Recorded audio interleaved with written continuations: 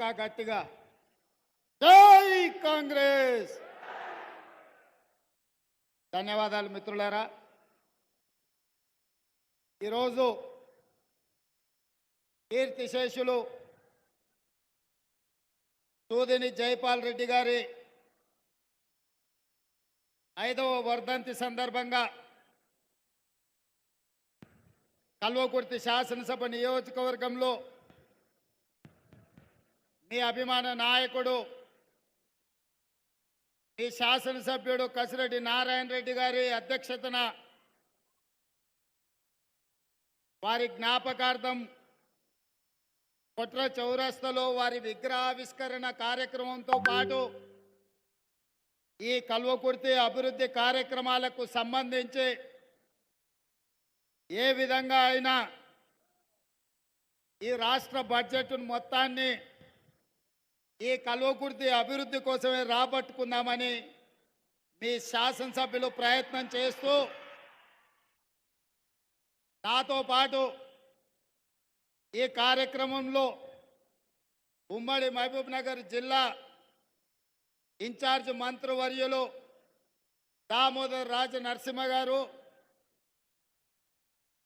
ఉమ్మడి మహబూబ్ నగర్ జిల్లా నుంచి ప్రాతినిధ్యం వహిస్తున్న మన మంత్రివర్యులు జూపల్లి కృష్ణారావు గారు, అదేవిధంగా నాగర్ కర్నూలు పార్లమెంట్ సభ్యులు డాక్టర్ మల్లు రవి గారు, ఈ వేదిక మీద సిడబ్ల్యూసి మెంబర్ కల్వకుర్తి మాజీ శాసనసభ్యులు మిత్రుడు వంశీచంద్ర రెడ్డి గారు, అదేవిధంగా అచ్చంపేట శాసనసభ్యులు డాక్టర్ వంశీకృష్ణ గారు, జడ్చర్ల శాసనసభ్యులు అనిరుద్ రెడ్డి గారు, మహబూబ్ నగర్ శాసనసభ్యులు ఎన్ఎం శ్రీనివాసరెడ్డి గారు, షాద్నగర్ శాసనసభ్యులు ఈర్లపల్లి శంకర్ గారు, నాగర్ కర్నూలు శాసనసభ్యులు డాక్టర్ రాజేష్ రెడ్డి గారు,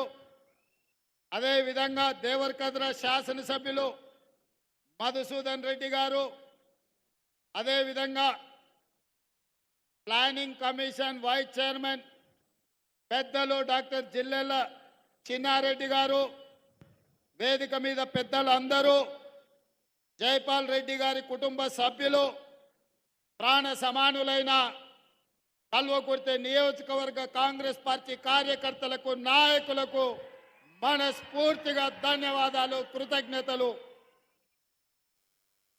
జూపల్లి కృష్ణారావు గారు చెప్పినట్టు ఢిల్లీకి రాజైన తల్లికి కొడుకే అన్నట్టుగా నేను జడ్పీటీసీగా, శాసన మండలి సభ్యుడిగా, శాసనసభ్యుడిగా, పార్లమెంట్ సభ్యుడిగా ఈనాడు తెలంగాణ రాష్ట్రానికి 2వ ముఖ్యమంత్రిగా ఏ బాధ్యత చేపట్టినా, ఎంత ఎత్తుకు ఎదిగినా నేను నల్లమల బిడ్డనే, నేను మీ సోదరుడినే. నాకు ఏ హోదా వచ్చినా నా ఎదుగుదలకు కారణమైన ఈ నల్లమల ప్రాంతాన్ని, ఈ కల్వకుర్తి నియోజకవర్గ ప్రజల్ని నేను ఎప్పటికీ గుర్తుపెట్టుకుంటానని చెప్పి ఈ సందర్భంగా తెలియజేస్తున్నా. మిత్రులారా, జైపాల్ రెడ్డి గారి గురించి మాట్లాడాలి అంటే ఆలోచన చేసి మాట్లాడాల్సి ఉంటుంది. వారు ప్రజాప్రతినిధిగా కాదు, వారు ఒక పార్టీ నాయకుడిగా కాదు, వారు ఒక సిద్ధాంతకర్తగా ఈ దేశ రాజకీయాలను ఏ విధంగా సిద్ధాంతం వైపు మళ్లించాలో అందులో లోతైన విశ్లేషణ చేసి వారు 4 సార్లు శాసనసభ్యుడిగా ఈ కల్వకుర్తి ప్రాంతం నుంచి, 5 సార్లు లోక్సభ సభ్యుడిగా, 2 సార్లు రాజ్యసభ సభ్యుడిగా, 1969లో మొట్టమొదటిసారి శాసనసభ్యుడిగా ఎన్నికై వారి చివరి శ్వాస వరకు ప్రజా జీవితంలో ఉండి వారికి అధికారం ఉన్నా లేకపోయినా వారు ఎప్పుడు సిద్ధాంతాలను వదలలేదు, ప్రజా సమస్యలను ప్రస్తావించకుండా ఊరుకోలేదు. చాలామంది నాయకులు పార్టీలు మారినప్పుడు పదవులను దృష్టిలో పెట్టుకొని ఎన్నికల్లో నెగ్గడానికి ఆలోచన చేస్తారు. కానీ విధి లేని పరిస్థితిలో రాజకీయాలలో జరిగిన పరిణామాలను దృష్టిలో పెట్టుకున్నప్పుడు జైపాల్ రెడ్డి గారు తన నిర్ణయాన్ని సిద్ధాంతపరంగా తన నమ్మిన సిద్ధాంతం కోసం గెలిచినా ఓడినా నమ్మిన సిద్ధాంతాన్ని ఆ సిద్ధాంతాన్ని పాటించే రాజకీయ పార్టీలో చేరాలి అని వారు ముందుకు సాగిన ఈ కల్వకుర్తి ప్రాంతం ప్రజా సమస్యల పరిష్కారంలో సిద్ధాంతాల ప్రాతిపదికన రాజకీయాలను చూసింది. ఒక ఎడమ కృష్ణారెడ్డి గారు కావచ్చు, ఒక దేప గోపాల్ రెడ్డి గారు కావచ్చు, ఒక మహేంద్రనాథ్ గారు కావచ్చు, ఉత్తమ పార్లమెంటేరియన్ కీర్తిశేషులు జైపాల్ రెడ్డి గారు కావచ్చు. ఏ రోజు కూడా పదవులతోని వాళ్లకు గౌరవం రాలే, వాళ్ళతోనే పదవులకు వన్నె వచ్చింది, గౌరవం తెచ్చింది. వారు ఆ పదవిలో ఉంటే ఆ పదవి గౌరవమే పెరిగింది తప్ప వాళ్ళ హోదా పెరిగినట్టుగా వాళ్ళు ఎప్పుడు భావించలే. అందుకే మిత్రులారా, అప్పుడప్పుడు కల్వకుర్తి నుంచి నన్ను కలవడానికి వచ్చే సర్పంచులను గ్రామస్థాయి నాయకులతో నేను అంటుంటా, అయా రాజకీయాలను సిద్ధాంతాలను జైపాల్ రెడ్డి గారు మీకు ఎక్కువ నేర్పించిండ్రు, మీరు కల్వకుర్తి స్థాయి కాదు జాతీయ స్థాయి రాజకీయాల గురించి మాట్లాడడంలో దిట్టగా మారినరు. మీతో వాదించి గెలవడం కష్టము, మీరేదన్నా పని అడిగితే చేసి పెడతామని నేను అంటుంటా. అందుకే ఈ ప్రాంతంలో ఉన్న తండాల నుంచి మొదలు పెడితే మారుమూలలో ఉన్న గ్రామ పంచాయతీల సర్పంచుల వరకు రాజకీయాలను విశ్లేషించడంలో ఈ కల్వకుర్తి ప్రజా ప్రతినిధులకు ఒక ప్రత్యేకత ఉన్నది. ఈ ప్రాంతంలో ఈ రోజు కూడా జైపాల్ రెడ్డి గారు మన మధ్యత లేకపోయినా చాలా మంది కలిసినప్పుడు, నన్నే కాదు ఎవరిని కలిసినా, భారత్ జోడోలో రాహుల్ గాంధీ గారిని కలిసినప్పుడు కూడా చాలా మంది గర్వంగా వాళ్ళు రాహుల్ గాంధీ గారికి, సార్ మేము జైపాల్ రెడ్డి గారి అనుచరులము, మేము జైపాల్ రెడ్డి గారి శిష్యులమని గర్వంగా చెప్పుకోవడం నేను చూసిన. వారు నేర్పించిన విలువలు, వారు ప్రజల కోసం పనిచేయాల్సిన విధానాన్ని ఈ కల్వకుర్తి ప్రాంతంలో ప్రజాప్రతినిధుల్లో ఈ రోజు కూడా మనం చూడొచ్చు. అందుకే మిత్రులారా, ఆ మధ్యకాలంలో కాంగ్రెస్ పార్టీ సీనియర్ నాయకులు తెలంగాణ రాష్ట్రం ఇచ్చినా ఎందుకు 2014లో కాంగ్రెస్ పార్టీ అధికారంలోకి రాలేదు అని నన్ను అడిగాను. నేను ఒక విశ్లేషణ చెప్పిన, రాష్ట్రం అయితే ఇచ్చిండ్రు కానీ ఆ రాష్ట్రానికి నాయకత్వం వహించాల్సిన నాయకుడు పేరు తెలంగాణ ప్రజలు మీరు చెప్పకపోవడం వల్ల కాంగ్రెస్ పార్టీ ఒకవేళ అధికారంలోకి వస్తే ఎవరు ఈ తెలంగాణ రాష్ట్రానికి మొదటి ముఖ్యమంత్రి అవుతారో ప్రజలకు మీరు చెప్పకపోవడం వల్లనే కాంగ్రెస్ పార్టీకి నష్టం జరిగింది. ఒకవేళ 2014లో ఈ తెలంగాణ రాష్ట్రానికి మొదటి ముఖ్యమంత్రిగా కీర్తిశేషులు జైపాల్ రెడ్డి గారిని ప్రకటించి ఈ కల్వకుర్తి అసెంబ్లీ ఎన్నికల్లో వారు పోటీ చేసి ఉంటే తప్పకుండా 2014లో కాంగ్రెస్ పార్టీ అధికారంలోకి వచ్చి ఉండేది. ఇది పార్టీ విధానపరమైన లోపం ఆ రోజు జరిగింది. వారికి తెలంగాణ ప్రజలు వారికి కృతజ్ఞత తెలుపుకునే అవకాశం ఉండే. ఎందుకు నేను ఈ మాట ఈ వేదిక మీద నుంచి చెప్తున్నా అంటే, ఈ మధ్యకాలంలో 2023 బడ్జెట్ సమావేశాలలో నరేంద్ర మోడీ గారు మాట్లాడుతూ కాంగ్రెస్ పార్టీ తెలంగాణ బిల్లును పార్లమెంటు తలుపులు మూసి లైవ్ కట్ చేసి ఆమోదింపజేసుకున్నారు, తల్లిని చంపి బిడ్డను కాపాడినరు అని నరేంద్ర మోడీ గారు ఒక తీవ్రమైన ఆరోపణ చేసింది. ఆ రోజు పార్లమెంటు తెలంగాణ బిల్లు వచ్చినప్పుడు సభలో గందరగోళం ఏర్పడి తెలంగాణ బిల్లు ఆమోదం కాదేమో అని ఆందోళన చెందుతుంటే సభ వాయిదా పడ్డప్పుడు ఆనాటి స్పీకర్ శ్రీమతి మీరా కుమారి గారికి జైపాల్ రెడ్డి గారు ఒక సూచన చేసిండ్రు. మూడ్ ఆఫ్ ద హౌస్ చూసి తలుపులు మూసి తెలంగాణ బిల్లును ఆమోదింపజేసుకుంటే ఖచ్చితంగా తెలంగాణ రాష్ట్రం ఏర్పడుతుందని జైపాల్ రెడ్డి గారు మీరా కుమారి గారికి చేసిన సూచనను పాటించి పార్లమెంటు తలుపులు మూసి లైవ్లు కట్ చేసి మీరా కుమారి గారు తెలంగాణ రాష్ట్రాన్ని మనకిచ్చింది. అట్లనే జైపాల్ రెడ్డి గారి సూచనతోటే జైపాల్ రెడ్డి గారు కేంద్ర మంత్రివర్యులుగా మంత్రివర్గ సమావేశంలో మన్మోహన్ సింగ్ గారిని సహచర మంత్రివర్గ సభ్యులకు తెలంగాణ రాష్ట్రం ఎందుకోసం ఏర్పడాలి, తెలంగాణ రాష్ట్రము ఎందుకు ప్రజలు కోరుకుంటున్నారో సంపూర్ణంగా వారు వివరించింది. అందుకే కేబినెట్ మొత్తం ఏకగ్రీవంగా ఆమోదం చేసి తెలంగాణ రాష్ట్ర ఏర్పాటును కాంగ్రెస్ పార్టీ చేసింది. కానీ ఆ తర్వాత ఆశించిన ఫలితాలు రాలే. కల్వకుర్తి నియోజకవర్గ ప్రజలు, జైపాల్ రెడ్డి గారి అభిమానులు కల్వకుర్తి ప్రాంతం నుంచి తెలంగాణ రాష్ట్రానికి ముఖ్యమంత్రి అయ్యే అవకాశం చేయి జారిపోయిందని బాధపడ్డారు. కానీ 10 సంవత్సరాల కాలక్రమంలో ఈ ప్రాంతం నుంచి ఒకనాడు కల్వకుర్తి నియోజకవర్గంలో భాగమైన మేడ్చల్ మండలంలో 2006 సంవత్సరంలో మీ అభిమానంతో మీరు గుండెల్లో పెట్టి చూసుకొని మీరు భుజాల మీద మోసి మొట్టమొదటిసారి జిల్లా పరిషత్ మెంబర్గా ఇండిపెండెంట్గా నన్ను గెలిపిస్తే ఆనాడు మేడ్చల్ మండలంలో మీరు నాటిన మొక్క ఈనాడు వృక్షమై తెలంగాణ రాష్ట్రానికి ముఖ్యమంత్రి అయి మీ ముందు నిలబడ్డాడు. ఈ కల్వకుర్తి ప్రాంతం నుంచే మీ బిడ్డ ఈరోజు ఈ తెలంగాణ రాష్ట్రానికి ముఖ్యమంత్రి అయింది. అందుకే మిత్రులారా, మా నారాయణ రెడ్డి గారు అడిగినారు, వారు ఎకరు పెట్టిన అభివృద్ధి కార్యక్రమాలను చూస్తే బట్టి విక్రమార్క గారు ప్రవేశపెట్టిన 2,91,000 కోట్లు నేను కల్వకుర్తికే ఇచ్చిపోవాల్సి వస్తుంది. మిగతా 118 నియోజకవర్గాలకు ఇవ్వడానికి కూడా నా దగ్గర ఏముండదు. అయినా మీ సోదరుడిగా మీ బిడ్డగా ఆనాడు ఇదే మైదానంలో నేను రాహుల్ గాంధీ గారు వచ్చి ఒక మాట చెప్పిన మా మిత్రుడు వంశీచంద్రెడ్డి గారు సాక్షిగా, నారాయణ రెడ్డిని మీరు గెలిపించండి, ఈ కల్వకుర్తికి ఒక్కరు కాదు 2 శాసనసభ్యులు ఉంటారు, ఒకటి నారాయణ రెడ్డి అయితే రెండవది రేవంత్ రెడ్డి, ఈ ప్రాంతాన్ని అభివృద్ధి చేస్తా అని ఇదే మైదానంలో ఇక్కడి నుంచే మీకు మాట ఇచ్చిన. ఒక్కసారి కాంగ్రెస్ పార్టీ మాట ఇస్తే మాట నిలబెట్టుకోవడానికి ఎంత దూరమైనా వెళ్తుంది.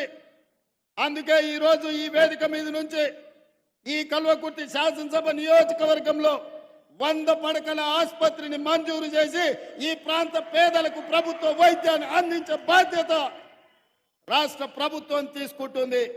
అదేవిధంగా R&B రోడ్ల కోసం నారాయణ రెడ్డి గారు అడిగినరు, రోడ్ల వివరాలు మళ్ళీ ఇస్తా. 180 కోట్ల రూపాయలతోటి R&B గెస్ట్ హౌస్ తో పాటు R&B రోడ్ల 180 కోట్ల రూపాయలు ఇవాళ ఈ కల్వకుర్తి శాసనసభ నియోజకవర్గానికి మంజూరు చేస్తామని చెప్పి నేను ఈ సందర్భంగా తెలియజేస్తున్నా. అదేవిధంగా ఈ ప్రాంతంలో నిరుద్యోగ యువకులు ఎక్కువ అటు మాడుగులు కావచ్చు, ఆమన్గల్ కావచ్చు, కడతాలు కావచ్చు, తలకొండపల్లి కావచ్చు, వెల్దండ కావచ్చు, కల్వకుర్తి కావచ్చు, బొంగూరు ప్రాంతం కావచ్చు, మిడ్చల్ ప్రాంతం కావచ్చు, ఈ ప్రాంతంలో చైతన్యం ఉన్నది. చైతన్యవంతమైన యువకులకు నిరుద్యోగ సమస్య ఉన్నది. ఆ నిరుద్యోగ సమస్యను పరిష్కరించడానికి నేషనల్ అకాడమీ ఆఫ్ కన్స్ట్రక్షన్ నుంచి ఒక స్కిల్ సెంటర్ ని ఆమన్గల్లో ఇచ్చి 10 కోట్ల రూపాయలతోటి తక్షణమే పనులను ప్రారంభించే మంజూరు ఈ వేదిక మీద నుంచి మీకు అందరికీ ఇస్తున్నాం. అదేవిధంగా ఆమన్గల్లో డిగ్రీ కాలేజ్ బిల్డింగ్ లేదు, జూనియర్ కాలేజ్ బిల్డింగ్ లేదని మా శాసనసభ్యులు చెప్పినారు. దానికి ఎంత ఖర్చైనా తక్షణమే వాటికి మంజూరు చేసే బాధ్యత ఈ ప్రభుత్వం తీసుకుంటుంది అని చెప్పి నేను ఈ సందర్భంగా తెలియజేస్తున్నా. అదేవిధంగా వివిధ ప్రాంతాలకు సంబంధించిన హై లెవెల్ బ్రిడ్జెస్ గురించి నారాయణ రెడ్డి గారు అడిగినారు. కల్వకుర్తి శాసనసభ నియోజకవర్గంలో 5 హై లెవెల్ బ్రిడ్జిలు 15 కోట్ల రూపాయలతో మంజూరు చేసి మీ సమస్యల్ని పరిష్కరించే బాధ్యత ఈరోజు కాంగ్రెస్ పార్టీ తీసుకుంటుంది. అదేవిధంగా మాడుగుల మండలం జైపాల్ రెడ్డి గారు సొంత గ్రామం. అందుకే మాడుగుల మండలానికి మండల కేంద్రంలో అండర్ గ్రౌండ్ డ్రైనేజ్ మొత్తం మాడుగుల గ్రామంలో అండర్ గ్రౌండ్ డ్రైనేజ్ ఇచ్చే బాధ్యత కాంగ్రెస్ పార్టీ తీసుకుంటుంది, ఎన్ని నిధులైనా సరే. అదేవిధంగా మాడుగుల మండలంలో ఎడ్యుకేషనల్ ఇన్స్టిట్యూట్స్, గ్రామస్థాయి పాఠశాలల్లో కనీస వసతులు లేవు. అందుకే మాడుగుల మండలంలో ఉన్న ప్రభుత్వ పాఠశాలలో కనీస వసతులను మెరుగుపరచడానికి ఒక్క మాడుగుల మండలానికి 10 కోట్ల రూపాయలను మంజూరు చేసి మాడుగుల్లో చదువుకునే పేదల పిల్లలకు ఖచ్చితంగా సహాయాన్ని అందించే బాధ్యత కాంగ్రెస్ పార్టీ తీసుకుంటుంది. అదేవిధంగా పంచాయతీరాజ్ రోడ్లు ఇంతకుముందే రవీంద్ర నాయక్ మాజీ పార్లమెంట్ సభ్యులు వచ్చి నాకు ఒక మాట చెప్పారు. ఒకనాడు లంబాడాలు బీసీలో ఉంటే ఎస్టీల జాబితాలో చేర్పించాలని ఆనాడు ఎమ్మెల్యేగా పార్లమెంట్లో అసెంబ్లీలో రాణిస్తున్న జైపాల్ రెడ్డి గారు మమ్మల్ని పిలిచి చెప్పి లంబాడాలను బీసీలో నుంచి ఎస్టీలకు మార్పించడానికి ఆనాడు ఇందిరాగాంధీ గారిని ఒప్పించి లంబాడ సోదరులను ఎస్టీలలో చేర్పించిండ్రని చెప్పి ఇంతకుముందే రవీంద్ర నాయక్ గారు చెప్పారు. అందుకే ఈ వేదిక మీద నుంచి కల్వకుర్తి శాసనసభ నియోజకవర్గంలో ఉన్న అన్ని తండాలు గ్రామ పంచాయతీలుగా మారిన అన్ని తండాలకు తప్పకుండా మీ మండల కేంద్రానికి బీటీ రోడ్లు వేసే బాధ్యత, తండాలను అభివృద్ధి చేసే బాధ్యత ఈరోజు ఈ వేదిక మీద నుంచి తెలంగాణ రాష్ట్ర ప్రభుత్వం తీసుకుంటుంది. ఎన్ని కోట్ల రూపాయలైనా కూడా ఖర్చు పెట్టి తప్పకుండా ఈ కార్యక్రమాన్ని చేస్తుంది. అందుకే మిత్రులారా, కల్వకుర్తి శాసనసభలో ఉన్న అన్ని గ్రామ పంచాయతీల నుంచి మండల కేంద్రానికి బీటీ రోడ్లు వేసే బాధ్యత కాంగ్రెస్ పార్టీ తీసుకుంటుంది. మండల కేంద్రాల నుంచి జిల్లా కేంద్రానికి డబుల్ రోడ్ వేసే బాధ్యత కాంగ్రెస్ పార్టీ తీసుకుంటుంది. ఇదే కాదు, జిల్లా కేంద్రం నుంచి రాష్ట్ర రాజధాని హైదరాబాద్ నగరానికి 4 లేన్ రోడ్లను వేసే బాధ్యత కాంగ్రెస్ పార్టీ తీసుకుంటుంది. ఇదే కాకుండా హైదరాబాద్ శ్రీశైలం రోడ్డు, ముఖ్యంగా కల్వకుర్తి నుంచి హైదరాబాద్ వరకు విపరీతమైన రద్దీ పెరిగింది, ప్రమాదాలు జరుగుతున్నాయి. మొన్న ఢిల్లీ వెళ్ళినప్పుడు నేను, కోమటిరెడ్డి వెంకటరెడ్డి గారు, నితిన్ గడ్కరీతో మాట్లాడి హైదరాబాద్ కల్వకుర్తి శ్రీశైలం జాతీయ రహదారిని 4 రోడ్ల లేన్గా రోడ్డు మంజూరు చేయించడానికి మాట్లాడినాం. తొందరలోనే హైదరాబాద్ కల్వకుర్తి వరకు 4 లేన్ రోడ్డును అభివృద్ధి చేసే బాధ్యత కాంగ్రెస్ పార్టీ తీసుకుంటుంది. అదేవిధంగా మిత్రులు, నేను చదువుకున్న పాఠశాల తాండ్ర గురించి గుర్తు చేసిండ్రు. మా నారాయణ రెడ్డి అక్కడ 50 లక్షలే అడిగిండు. నేను చదువుకున్న పాఠశాల తాండ్ర హై స్కూల్కు 5 కోట్ల రూపాయలు ఇచ్చి అక్కడ పాఠశాలను అభివృద్ధి చేసే బాధ్యత నేను తీసుకుంటా అని చెప్పి ఈ సందర్భంగా తెలియజేస్తున్నా. అదేవిధంగా వెల్దండ మండలంతో, వెల్దండ ప్రాంతంలో ఉన్న ప్రజలతో, అక్కడున్న మిత్రులతో నాకు సన్నిహిత సంబంధాలు ఉన్నాయి. వెల్దండ మండల కేంద్రంలో పాఠశాలల అభివృద్ధి కోసం అదనంగా 5 కోట్ల రూపాయలు ఇచ్చి వెల్దండ మండల కేంద్రంలో ఏమేం కావాలో మీరు అభివృద్ధి చేసుకోండి, దానికి అవసరమైన నిధులను ఇచ్చే బాధ్యత కాంగ్రెస్ పార్టీ తీసుకుంటుంది అని చెప్పి నేను ఈ సందర్భంగా తెలియజేస్తున్నా. అదేవిధంగా స్కిల్ యూనివర్సిటీ, మా నారాయణ రెడ్డి మెడికల్ కాలేజ్ ఇక్కడనే అడుగుతుండు, ఇంజనీరింగ్ కాలేజ్ ఇక్కడనే అడుగుతుండు, పాలిటెక్నిక్ కాలేజ్ ఇక్కడనే అడుగుతుండు, స్కిల్ యూనివర్సిటీ ఇక్కడనే అడుగుతుండు. కొన్నిటికి ఫీజిబిలిటీ కూడా మనం చూసుకోవాలి ఉంటుంది. అందుకే నారాయణ రెడ్డి గారి కోరిక, నా కోరిక కొంచెం అటు ఇటుగా సమన్వయం చేసి ముచ్చర్ల ప్రాంతంలో ఆగస్టు 1వ తారీఖు నాడు యంగ్ ఇండియా స్కిల్ యూనివర్సిటీని ప్రారంభించబోతున్నాం. 100 కోట్ల రూపాయలు 50 ఎకరాల భూమిని కేటాయించి కల్వకుర్తికి ఏదైతే కర్తాల మనకు మొట్టమొదటి ముఖద్వారమో అక్కడ కూతవేటి దూరంలో ఉన్న ముచ్చర్లలో ఉన్న ల్యాండ్లో యంగ్ ఇండియా స్కిల్ యూనివర్సిటీని ఆగస్టు 1వ తారీఖు నాడు 50 ఎకరాలలో 100 కోట్లతో పనులు ప్రారంభించబోతున్నాం. ఆ స్కిల్ యూనివర్సిటీ మన ప్రాంతం యొక్క యువకుల భవిష్యత్తును తీర్చిదిద్దబోతుంది. ఆగస్టు 1వ తారీఖు నాడే రాబోయే 3 రోజుల్లో ప్రారంభించుకోబోతున్నాం. చివరగా ఒక్క మాట చెప్పదలుచుకున్నా. ఎన్నికల్లో శ్రీమతి సోనియా గాంధీ గారు రాజీవ్ గాంధీ ప్రాంగణం తుక్కుగూడ రంగారెడ్డి జిల్లాలో సెప్టెంబర్ 17, 2023 నాడు 6 గ్యారెంటీలను ఇవ్వడం జరిగింది. నేను ఆ రోజే చెప్పిన 2004లో శ్రీమతి సోనియా గాంధీ గారు తెలంగాణ రాష్ట్ర పర్యటనకు వచ్చినప్పుడు కరీంనగర్లో తెలంగాణ 4 కోట్ల ప్రజల యొక్క ఆకాంక్ష, తెలంగాణ రాష్ట్రం గురించి, తెలంగాణ ప్రజల గుండె చప్పుడు గురించి నాకు తెలుసు. తప్పకుండా మీ ఆకాంక్ష నెరవేరుతుందని వారు మాట ఇచ్చింది. ఆ మాట నిలబెట్టుకోవడానికి ఎన్ని ఒడిదుడుకులు వచ్చినా, ఎన్ని అడ్డంకులు వచ్చినా, తెలంగాణ రాష్ట్రం ఇస్తే ఆంధ్రప్రదేశ్లో పార్టీ ఉనికి కోల్పోయి, కేంద్రంలో అధికారం కోల్పోయి, తెలంగాణ రాష్ట్రంలో ఒడిదుడుకులను ఎదుర్కొన్న సోనియా గాంధీ గారు ఇచ్చిన మాట నిలబెట్టుకోవడానికి మాట తప్పని మడమ తిప్పని నాయకురాలుగా 2004లో తెలంగాణ రాష్ట్రం ఇస్తా అని 2014లో రాష్ట్రం ఇచ్చిండ్రు. మరి అలాంటి నాయకురాలు తుక్కుగూడ రంగారెడ్డి జిల్లాలో 6 గ్యారెంటీలను ఇస్తే ఆమె వారసులుగా, కాంగ్రెస్ పార్టీ అధ్యక్షుడిగా, మీ బిడ్డగా 6 గ్యారెంటీలను అమలు చేసే బాధ్యత నాది.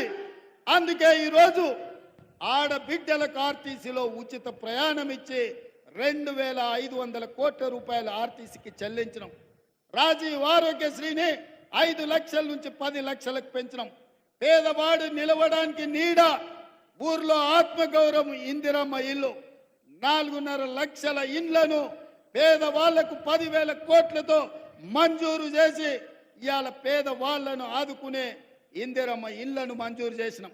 ఇదే కాదు, ఆడబిడ్డలకు కట్టెలపై కష్టాలు తీర్చాలని, వాళ్ళ కన్నీళ్లు తూడవాలని 1,200 రూపాయలు ఉన్న సిలిండర్ను ఇవాళ 500 రూపాయలకే ఆడబిడ్డలకు ఇంటి దగ్గర ఇచ్చి ఆడబిడ్డల కన్నీళ్లు దూర్చే బాధ్యత ఇవాళ ఈ ప్రభుత్వం తీసుకున్నది. ఇదే కాదు, వ్యవసాయానికి ఉచిత కరెంట, భూమి లేని పేదల సంగతి మీరు పట్టించుకోరని పాదయాత్ర సందర్భంగా అచ్చంపేట నుంచి హైదరాబాద్ వరకు నేను పాదయాత్ర చేసినప్పుడు పేదలు వచ్చి నాకు చెప్పినారు. అందుకే ఈనాడు ప్రతి పేదవాడి ఇంట్లో 200 యూనిట్లు ఉచితంగా విద్యుత్తును ఇచ్చి పేదవాడి ఇంటిలో వెలుగుల్ని చూడాలన్న ఆలోచన ఇవాళ మన ప్రభుత్వం చేస్తున్నది, అమలు చేసి తీరుతున్నది. అదేవిధంగా మిత్రులారా, రైతు రుణ మాఫీ పార్లమెంటు ఎన్నికల్లో ఓ సన్నాసి దూలం లెక్క పెరిగిండు కానీ దూడకున్న బుద్ధి కూడా లేదు. సవాలు విసిరిండు, నువ్వు 2 లక్షల రూపాయల రుణమాఫీ చేసి చూడు అని. నేను చెప్పిన ఆగస్టు నెలలో తప్పకుండా 2 లక్షల రూపాయల రైతు రుణమాఫీ చేసి రైతుల రుణం తీర్చుకుంటా అని సవాలు విసిరి ఆగస్టు రాకంటే ముందే 1 లక్ష రూపాయల రైతు రుణమాఫీ చేసి పేదవాళ్ళ ఖాతాలో 6,093 కోట్ల రూపాయలు ఇప్పటికే చేసిన. ఈ రోజు ఈ వేదిక మీద నుంచి తెలంగాణ రాష్ట్రంలో ఉన్న లక్షలాది మంది రైతాంగానికి నేను మాట ఇస్తున్నా, జూలై 31 తారీఖు దాటకంటే ముందే 1,50,000 రూపాయలు ఉన్న ప్రతి రైతుకు మళ్ళీ 2వ విడత ఖచ్చితంగా 30 తారీఖు జూలై దాటకంటే ముందే 1,50,000 రూపాయల మీ బాకీని చెల్లించి రైతు రుణం తీర్చుకుంటా అని చెప్పి ఈ కల్వకుర్తి గడ్డ మీద నుంచి నేను మాట ఇస్తున్నా. ఇదే కాదు, 2 తారీఖు నుంచి 14 తారీఖు వరకు నేను విదేశీ పర్యటనకు వెళ్తున్నా. వచ్చిన ఎంబడే 2 లక్షల రూపాయల వరకు రైతులకు ఉన్న రుణాలను మొత్తాన్ని ఆగస్టు నెలలో పూర్తి చేసి మీకు ఇచ్చిన మాట నిలబెట్టుకొని తెలంగాణ రైతాంగం యొక్క రుణం తీర్చి మీ రుణము తీర్చుకునే బాధ్యత ఇచ్చినందుకు మీకు కృతజ్ఞత చెప్పుకునే అవకాశం ఆగస్టు నెలలో నేను తీసుకుంటాను తెలియజేస్తున్నా. అందుకే మిత్రులారా, ఇవాళ కేటీఆర్, కేసీఆర్, హరీష్ రావు మాట్లాడుతున్నారు, కాంగ్రెస్ వచ్చింది ఇవాళ పేదలకు కష్టాలు వచ్చినాయి. నేను చెప్పదలుచుకున్నా, పేదలకు ఎవరికి కష్టాలు రాలే, మీ కుటుంబానికే కష్టాలు వచ్చినాయి. ఆ కష్టాలను కప్పిపుచ్చుకోవడానికి పేదల మీద నెట్టే ప్రయత్నం చేస్తున్నాడు. మన అసెంబ్లీలో మాట్లాడుతూ నేను కొన్ని ప్రశ్నలు అడిగి ప్రతిపక్ష నాయకుడు రావాలి అని సూచన చేస్తే కేటీఆర్ అన్నాడు, ఆయన రాడు, మేమే వస్తాం, బావా బామార్దులమే సమాధానం చెప్తామని. టీవీలో చూసినట్టున్నాడు. 24 తారీఖు నాడు కేటీఆర్ మాట్లాడింది. 25 తారీఖు నాడు పొద్దున్నే 12 గంటలకు అసెంబ్లీ ఉంటే 11:30కి వచ్చి కూర్చున్నాడు కేసీఆర్. వీడు తిక్కలోడు, అసలే తిరణాలకు పోతే ఎక్కడానికి దిగడానికి సరిపోయింది అన్నట్లా వీడు ఏం చేసి వస్తాడో, వీడికి చేతికిస్తే ఇది ఎక్కడ పోతా అని వచ్చి పొద్దున్నే అసెంబ్లీలో కూర్చున్నాడు. అంటే కొడుకేమో రాడంటాడు, తండ్రి ఏమో పొద్దునే వచ్చి కూసుంటాడు. అంటే ఇవాళ వాళ్ళ మధ్యలో సమన్వయం లేదు. అధికారం కోల్పోయిన బాధ కొట్టొచ్చినట్టు కనిపిస్తుంది. అదే కాకుండా మన ఆయన మేడిగడ్డ గోదావరి ప్రాజెక్టులను పరిశీలించడానికి పోయిండు. మా దగ్గర బాలయ్య అనే డ్రైవర్ ఉంటాడు. వాళ్ళ కొడుకు అక్కడ ఇక్కడ అడావిడిగా తిరుగుతున్నాడు. వాడు 10వ తరగతి పాస్ అయింది, కానీ వాడికి ఏందో ఈ తిరుగుళ్ళు అలవాటు. ఊరికే టీవీ చూస్తున్నాడు. కేటీఆర్ ఉన్నాడా సార్ అంటుండు. ఎందుకురా అంటే, సార్ కేటీఆర్ గారికి సెల్ఫీలు దిగుడు, సెల్ఫ్ డబ్బా కొట్టుకున్నాడు అలవాటు. అసెంబ్లీలో నోరు జారుతాడు. ఆడ మేడిగడ్డ గోదావరి జిల్లాల కాలు జారిండు అనుకో, అండ్లబడి కొట్టుకపోతే లేనిపోని పని అవుతుంది అన్నాడు. మరి ఏం చేయాలంటే ఇది కూడా కష్టమే సార్. ఆయన నీళ్ళలో కొట్టుకపోతేనేమో కుటుంబానికి విషాదం, బయటికి తీస్తేనేమో ఇది రాష్ట్రం మొత్తానికి విషాదం అవుతుంది. ఎందుకంటే ఈ తెలంగాణను తెగ నమ్ముకుంటారు వాళ్ళ కుటుంబం అని. అందుకే ఈరోజు ఈ తెలంగాణ రాష్ట్రంలో ప్రజల్ని వంచినందుకు 2023లో ప్రభుత్వానికి రాకుండా ఓడగొట్టిండ్రు. బుద్ధి మారక, అహంకారం తగ్గక అల్పం మాటలు మాట్లాడుతుంటే పార్లమెంటులో గుండు సున్నా ఇచ్చిండ్రు టీఆర్ఎస్కు. ఇప్పటికి కూడా వాళ్ళ బుద్ధి మారలే. ప్రభుత్వం చేస్తున్న సంక్షేమ కార్యక్రమాలకు, ప్రభుత్వం తీసుకుంటున్న నిర్ణయాలకు సంపూర్ణంగా సహకరించి ప్రతిపక్ష పాత్ర పోషించి ఈ ప్రభుత్వానికి సూచనలు ఇస్తే కనీసం పంచాయతీ ఎన్నికల్లో ఏమన్నా వస్తుండే. కానీ ఇప్పుడు పంచాయతీ ఎన్నికలలో కూడా వాళ్ళకు వచ్చే అవకాశం లేదు. ఇక్కడున్న వేదిక మీద ఉన్న మా నాయకులకు నేను ఒక మాట చెప్పదలుచుకున్నా. ఇక్కడున్న మా కార్యకర్తలకు అసెంబ్లీ ఎన్నికలు అయిపోయినాయి, పార్లమెంట్ ఎన్నికలు అయిపోయినాయి, నాయకుల ఎన్నికలు అయిపోయినాయి. ఇప్పుడు రాబోయేది sarpanch, MPTC, ZPTC, municipal councillor ఎన్నికలు. అంటే కార్యకర్తల ఎన్నికలు. కార్యకర్తల ఎన్నికల కోసం ఈ వేదిక మీద ఉన్న నాయకులు నాతో సహా గ్రామాలు తిరిగి, తండాలలో, గూడాలలో, మారుమూల పల్లెల్లో తిరిగి కాంగ్రెస్ జెండా మోచిన మిమ్మల్ని ప్రజా ప్రతినిధులుగా గెలిపించుకునే బాధ్యత మాది. నాయకుల ఎన్నికలు అయిపోతే నాయకులను, కార్యకర్తలను మర్చిపోతారు.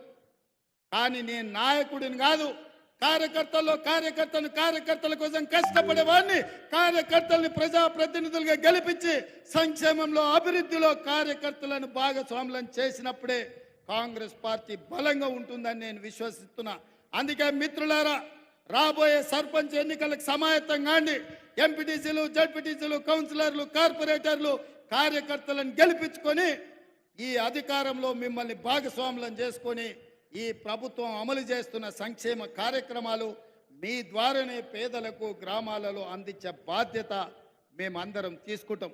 అందుకే మిత్రులారా, కల్వకుర్తి ప్రాంత అభివృద్ధి కోసం ఈరోజు మీ ఎమ్మెల్యే నారాయణ రెడ్డి గారు ఏర్పాటు చేసిన ఈ సభకు మీరందరూ వచ్చేసి కల్వకుర్తి అభివృద్ధిలో భాగస్వాములై జైపాల్ రెడ్డి గారి గుర్తింపు, గౌరవాన్ని పెంచడానికి ఈరోజు ప్రతి ఒక్కరు ఎవరెవరైతే కృషి చేసిండ్రో, ఈరోజు జైపాల్ రెడ్డి గారి విగ్రహావిష్కరణ కొట్ర చౌరస్తాలో ఉండబోతుంది. కార్యక్రమం తర్వాత అక్కడికి వెళ్తున్నాం.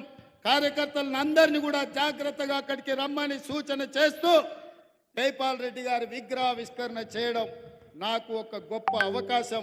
తెలంగాణ రాష్ట్ర ముఖ్యమంత్రిగా బాధ్యతలు చేపట్టిన నాకు దక్షిణ తెలంగాణ నుంచి ఉత్తమ పార్లమెంటేరియన్గా ఎన్నికైన సిద్ధాంతకర్త, అదేవిధంగా ఈ దేశంలో సరళీకృత విధానాలతో దేశంలోనే వన్నె తెచ్చిన పివి నరసింహారావు గారి తర్వాత జాతీయ రాజకీయాలలో తెలుగు బిడ్డలకు గౌరవం తెచ్చిన జైపాల్ రెడ్డి గారి విగ్రహావిష్కరణలో పాల్గొన్న మీకందరికి కూడా మనస్ఫూర్తిగా ధన్యవాదాలు, కృతజ్ఞతలు తెలియజేసి సెలవు తీసుకుంటున్నా. జై కాంగ్రెస్.